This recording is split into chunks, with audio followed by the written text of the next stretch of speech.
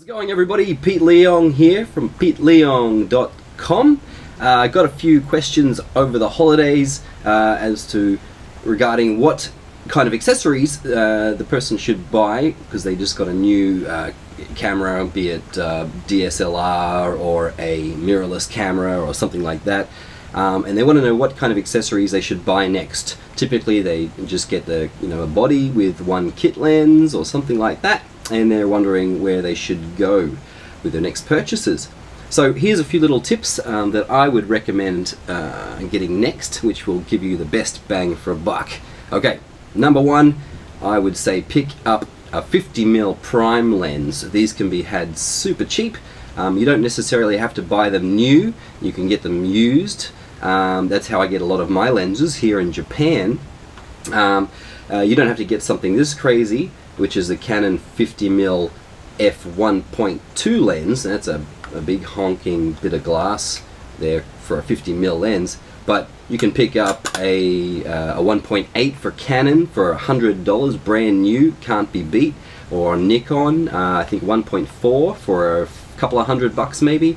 That will allow you to really work on your composition because you can't zoom. These are a prime lens, a fixed focal length, so you have to move around on your feet to get your composition, but that will really make you work harder to get your composition and help you to learn. Also, generally they're built better, the body is built better, I should say, of the lens quality. The glass inside is better. The main point though is because the aperture is so much bigger, it lets in a whole bunch more light, which will allow you to shoot in lower light conditions where your typical kit lens, which would probably open up to say f4 or 5.6, you'd have to really crank your ISO up to match the same kind of brightness levels. So with this prime lens, your aperture will open all the way up nice and wide to 1.8, which will allow more light and will in turn throw your background out of focus. You'll get a nice bokeh out of focus effect, which you won't see as much from a kit lens. So I highly recommend picking up a 50mm to complement your lenses. It will be your best bang for buck and just really help open up your creative possibilities. Another thing I highly recommend picking up is, if you plan on shooting any kind of landscapes and things like that, is a polarizer filter. These are going to set you back around about $100. You don't want to skimp out and get a cheap no-name brand one because it'll just make your colors all funky and it will degrade your image quality. But pick up a decent one, around about $100 for this 77mm polarizer here.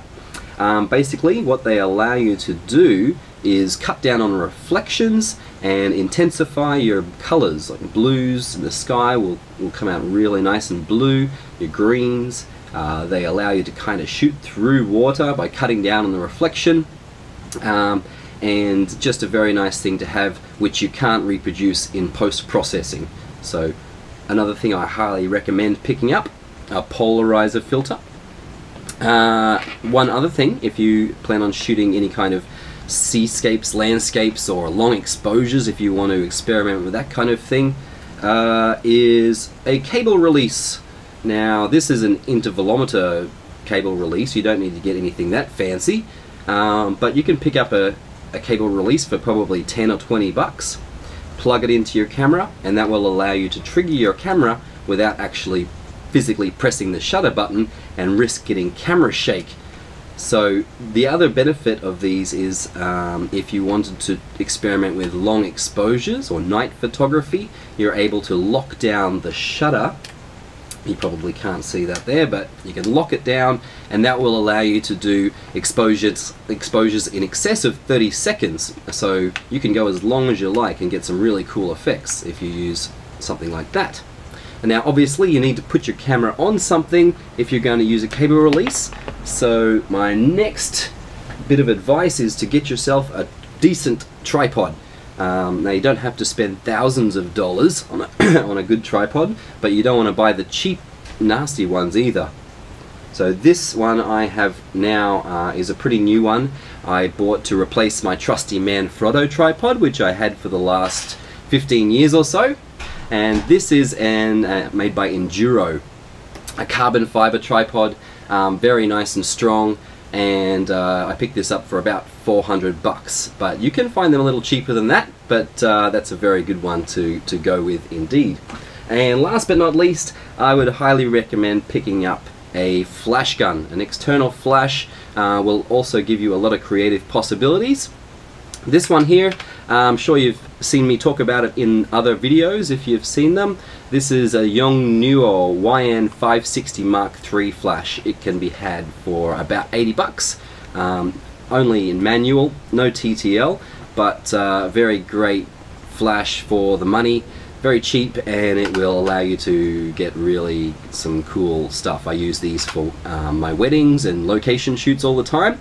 So that's it, just a few little bits of accessories and things that I would highly recommend starting out with in your photography hobby. So if you have any questions, feel free to leave them in the comments section below, and if you dig the videos, don't forget to subscribe. Thanks for watching.